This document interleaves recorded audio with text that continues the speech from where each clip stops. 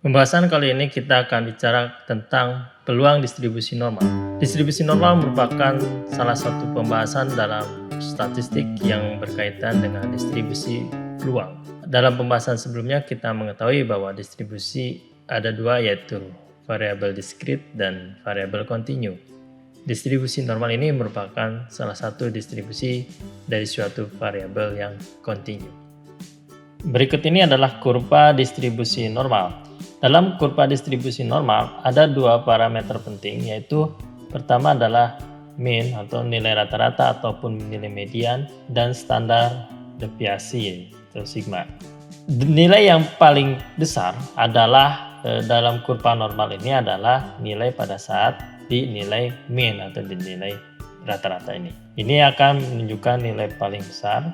Probabilitas dalam kurva distribusi normal ditunjukkan dalam luas daerah di bawah kurva.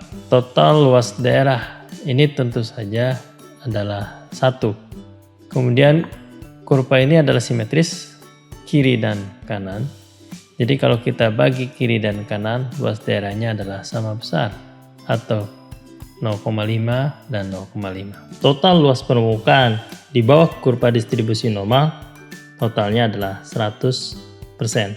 Jika kita membagi dalam beberapa interval standar deviasi, misalkan dari minus 1 standar deviasi, minus 1 sigma sampai plus 1 standar deviasi atau plus 1 sigma, ini luas permukaannya adalah 68,3% dari total luasan permukaan kurva tersebut. Kemudian untuk antara minus 2 sampai plus 2, 95,4%. Dan di antara minus 3 sampai plus 3 adalah 99,7%. Nah, nanti dalam aplikasinya luas permukaan ini juga bisa menunjukkan nilai probability-nya ya. Misalkan antara plus 1 sampai minus 1, nilai probability-nya atau nilai probabilitasnya adalah 0,683. Antara minus 2 sampai plus 2 adalah 0,954. Antara plus 3 sampai minus 3 adalah 0,997. Jadi ini adalah pemahaman dalam distribusi normal. Seperti telah disebutkan sebelumnya bahwa dalam kurva distribusi normal ada dua parameter, yaitu nilai rata-rata dan nilai standar deviasi. Tentu nilai rata-rata dan standar deviasi akan berbeda-beda sehingga kurva tersebut akan lebih lebar atau lebih tinggi tergantung kepada nilai rata-rata dan standar deviasinya. Untuk membuat standarnya, membuat keseragaman, maka dibuatlah kurva standar distribusi normal. Kurva standar distribusi normal ini mempunyai aturan, yaitu nilai rata-ratanya ditetapkan adalah sama dengan 0 dan standar deviasinya adalah 1. Jadi nanti interval-interval standar deviasi yang disebutkan sebelumnya adalah nilainya adalah 1. Berapapun nanti nilainya, kita akan standarkan ke mengikuti nilai dalam standar distribusi normal tersebut. Bagaimana kita menghitung kurva standar distribusi normal ini? Kita dapat menggunakan tabel standar distribusi normal. Tabel ini menunjukkan luas daerah di bawah kurva standar distribusi normal sampai nilai batas Z yang dihitung. Jadi kita membaca luasan daerah dari kiri sampai batas nilai Z yang diamati. Misalkan untuk peluang Z lebih kecil sama dengan 1, maka kita cari di tabel nilai Z 1,0. Kita mendapatkan 0,8413.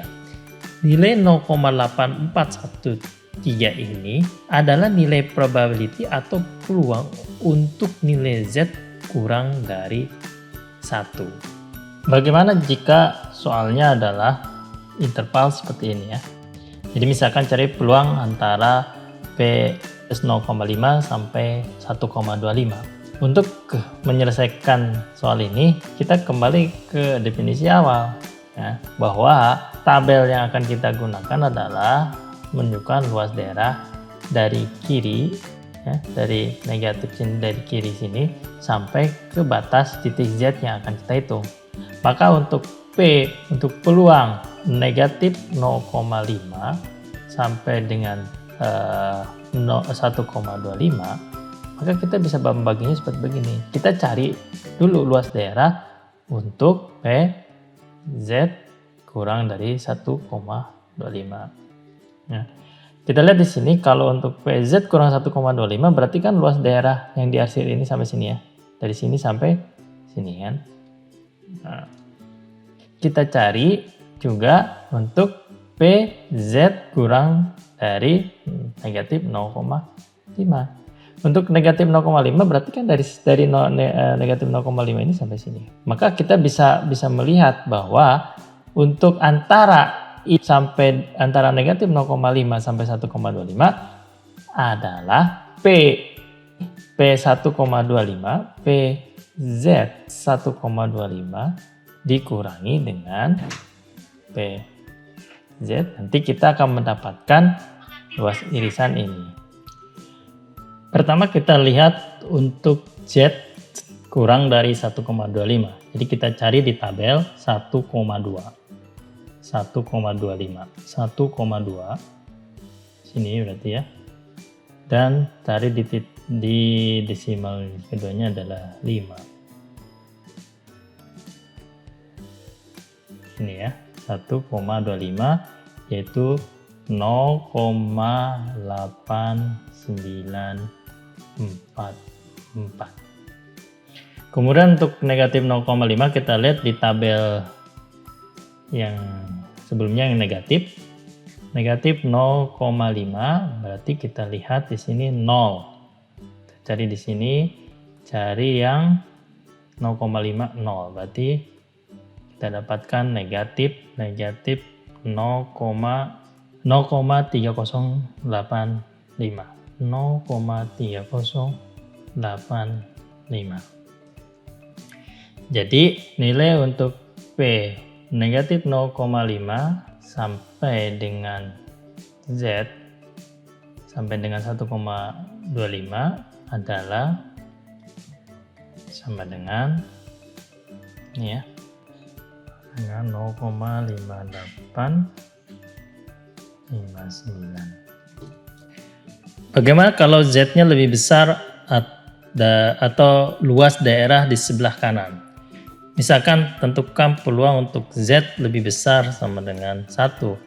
Seperti kita ketahui bahwa dalam tabel yang diketahui adalah luas daerah untuk Z lebih kecil sama dengan 1 atau luas daerah di sebelah kiri ya.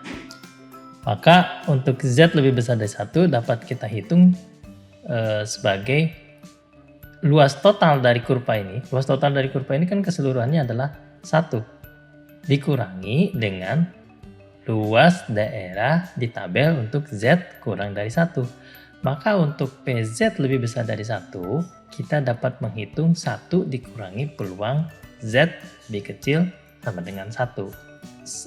Sama dengan kita lihat, kita ketahui bahwa untuk Z lebih kecil dari 1 dari tabel kita dapatkan 0,8413.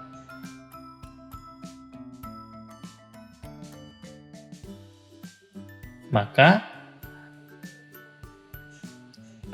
untuk PZ lebih besar dari 1 kita dapatkan 1 kurangi 0,8413 sama dengan 0,1587. Misalkan dalam contoh soal berikut ini, dalam sebuah ujian yang diikuti oleh 1000 peserta dengan nilai ujian dengan nilai rata-ratanya adalah 70 dan standar deviasinya adalah 10. Pertanyaannya adalah berapakah persen peserta dengan nilai ujian antara 60 sampai 80 dan berapakah jumlah peserta yang mendapatkan nilai ujian lebih dari 80. Untuk menyelesaikan persoalan ini, pertama adalah kita diketahui bahwa nilai rata-rata 70 dan nilai deviasinya adalah 10. Kemudian kita buat dalam bentuk standar Z, di mana kita ubah menjadi standar Z ya.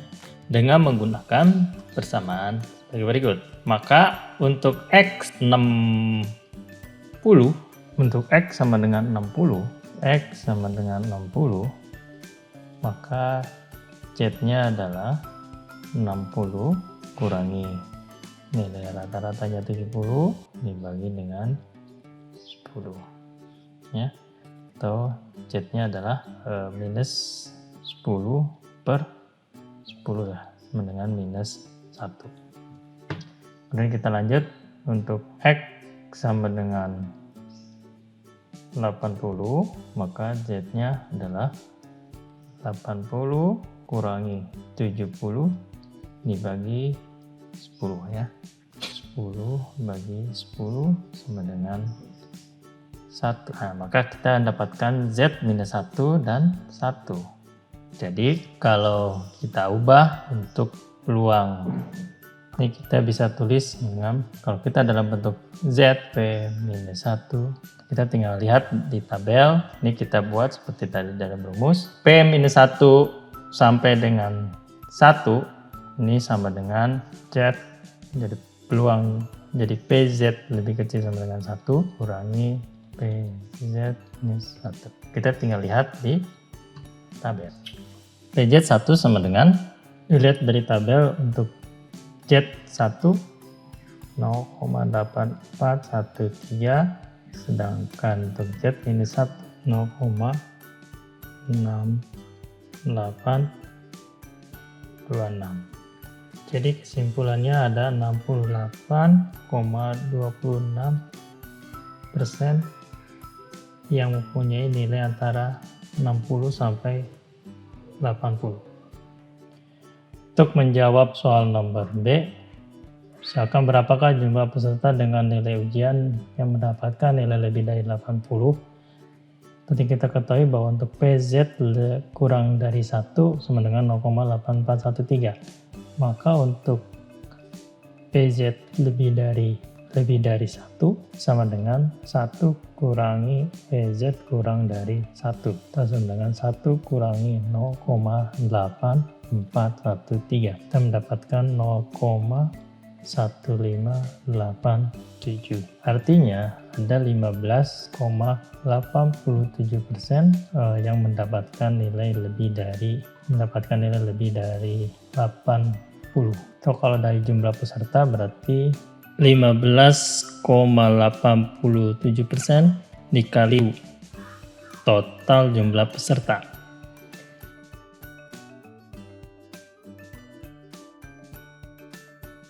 Kita mendapatkan 158,7 peserta. Atau kita bulatkan menjadi 159 peserta. Demikian penjelasan tentang peluang distribusi normal ini. Kalau ada pertanyaan dapat menghubungi lewat email